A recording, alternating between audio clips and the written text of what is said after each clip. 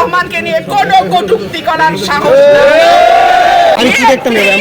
আগামী রাষ্ট্রনায়ক জনাব তারেক রহমানের দল আপনারা সারা জীবনের সবচেয়ে বড় ভুল চিন্তা করতেছে। কিন্তু আমরা ঐক্যবদ্ধ ছিলাম, আমরা কারো প্রলোভনে পা দেই নাই, আমরা পরিচয় লুকায়া আওয়ামী লীগের সঙ্গে হাত মিলায়া রাজনীতি করি নাই। সুতরাং গত 15 বছর যারা আপোষের রাজনীতি করেছে, গত 15 বছর যারা ছাত্রলীগ যুবলীগের ছোট ছোট পদে ঢুকে নিজেদের চামড়া বাঁচিয়েছে, তারা যেন দেশনায়ক জনাব তারেক রহমানকে নিয়ে কোনো কটূক্তি করার সাহস নেই। বিএনপি গণমানুষের দল, বিএনপি শহীদ প্রেসিডেন্ট জিয়াউর রহমানের দল, বিএনপি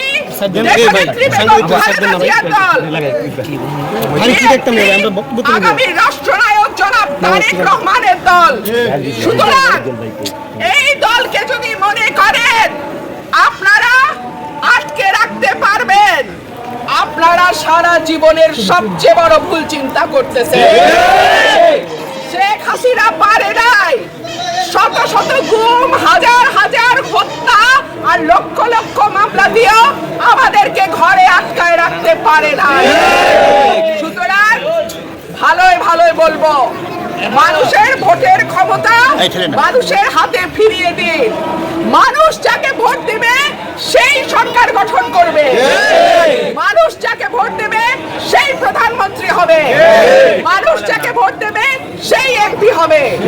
অনেক টালবাহানা আপনারা করছেন, টালবাহানা আর করবেন না। আশা করছি আগামী ফেব্রুয়ারি মাসের মধ্যে বাংলাদেশে একটা অবাধ, সুষ্ঠু, নিরপেক্ষ নির্বাচন হবে এবং ইনশাআল্লাহ এই নির্বাচনে বিএনপির নেতা কর্মী, বিএনপির সমর্থক সকলের ভালোবাসা নিয়ে সরকার গঠন করবে ইনশাআল্লাহ।